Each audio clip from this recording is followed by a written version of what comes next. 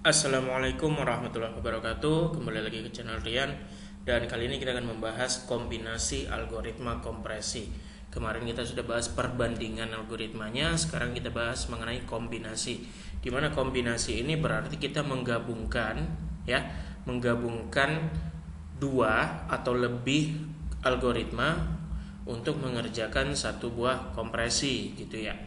Nah, jadi kombinasi ini sama seperti kalian kalau minum jus itu kan kadang kalian gabung gitu ya. Misalnya jus martabe, markisa, terong Belanda. Nah, itu kan kalian gabungin jadi satu buah minuman. Nah, itu kan dikombinasikan namanya. Nah, jadi kombinasi algoritma juga bisa dilakukan gitu, apalagi di kompresi ini. Tetapi hanya ada beberapa algoritma yang bisa dikombinasikan tergantung dari algoritma itu sendiri. Kan setiap algoritma memiliki langkah-langkah yang unik tersendiri mereka gitu ya. Nah, algoritma Square salah satunya merupakan algoritma yang dapat kita kombinasikan dengan algoritma lain. Kenapa? Kita pernah bahas algoritma Square gitu ya, dimana algoritma Square bekerja dengan cara merubah gitu ya, merubah data awal menjadi data yang baru.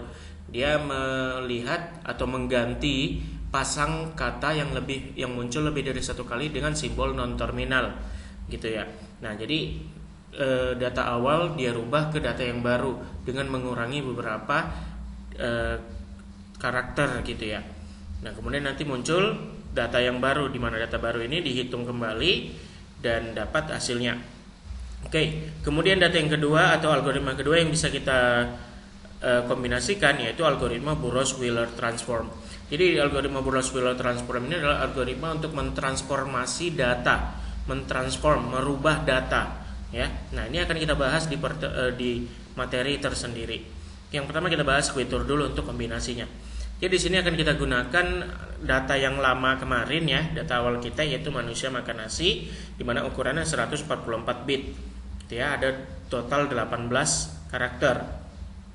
Nah, kemudian kita pakai algoritma Square, jadi berubah datanya yang tadi manusia makan nasi menjadi anuba akan nab, di mana ada A besar, ada B besar, kemudian ada A kecil juga ya bawaannya. Jadi A besar dan B besar ini adalah simbol non terminal tadi yang mengganti pasang kata yang muncul lebih dari satu kali ya. Dan di sini kita dengan Square kita dapat hasilnya terakhir adalah 112 bit ya, dimana kita sudah hitung juga 112 ukuran setelah dibagi ukuran sebelum ya, dapat 77%, dapat 77,77%, di mana 77,77% ini adalah persentase ukuran setelah dikompresi. Nah, kemudian kita kurang 100 dikurang 77 tadi dapat 22,23%. Nah, jadi kita sudah mengkompresi atau menghilangkan data sebanyak 22,23% dengan menggunakan algoritma Square. Nah, jadi Square kita sudah selesai. Sekarang kita coba kombinasikan. Jadi kombinasinya itu sangat gampang ya. Kita lihat kembali Square. Jadi Square sini kalau kita lihat setelah datanya berubah gitu ya. Setelah datanya berubah, nah ini ya, setelah datanya berubah, maka kita hitung kembali dia seperti biasa, frekuensinya, kemudian binernya berapa gitu ya. Binernya apa dan bitnya berapa. Ini kita tetap hitung sama, masih 8 bit per 8 bit semua gitu ya. Nah, untuk kombinasi Square kita bisa dengan mengganti biner ini dengan kode dari algoritma kompresi yang lain. Nah, ini kan masih 888. Kalau kemarin kita lihat ada Levenstein dengan punktur Elias code, mereka mengganti biner dengan kode mereka, kode Levenstein, kode punktur, kode P1-nya ya, dengan kadang ada 1 bit, 2 bit, 8 bit, 4 bit, 5 bit gitu ya. Jadi lebih berkurang, makanya itu kita coba makanya itu Square bisa digunakan atau bisa dikombinasikan dengan algoritma yang lain. Contohnya di sini saya gunakan Levenstein. Jadi hasil tadi anuba akan nab akan kita kompres dengan algoritma Levenstein code dengan merubah biner tadi menjadi kode Levenstein. Ya. Nah, di sini tadi kan biner ya. Tadi di sini ada biner. Nah, di sini tadi biner, sekarang kita rubah menjadi kode Levenstein. Nah, jadi di sini ada 10 atau 2 bit, 4, 4 dan 777 seterusnya. Jadi sekarang bitnya lebih kecil lagi. Kalau tadi kan 8 bit semua kan. Sekarang kita ganti dengan kode Levenstein, makanya hasilnya menjadi lebih kecil kita harapkan. Jadi setelah bit kali frekuensi di sini totalnya ada menghasilkan 68, ya, menghasilkan 68 bit.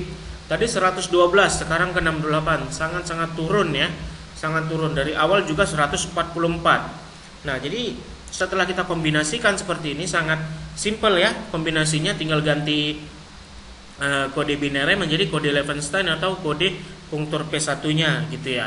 Nah, jadi kita lanjut untuk menghitung. Jadi di sini ada ukuran setelah dikompres gitu ya. Ukuran setelah dikompres 68 dibagi 144, berarti kita sudah dapat 47,22% yang ukuran setelah dikompresinya, yaitu 47,22%. Lalu kita kurangkan ya menjadi 52,78%. Kita sudah menghilangkan sebanyak 52,78%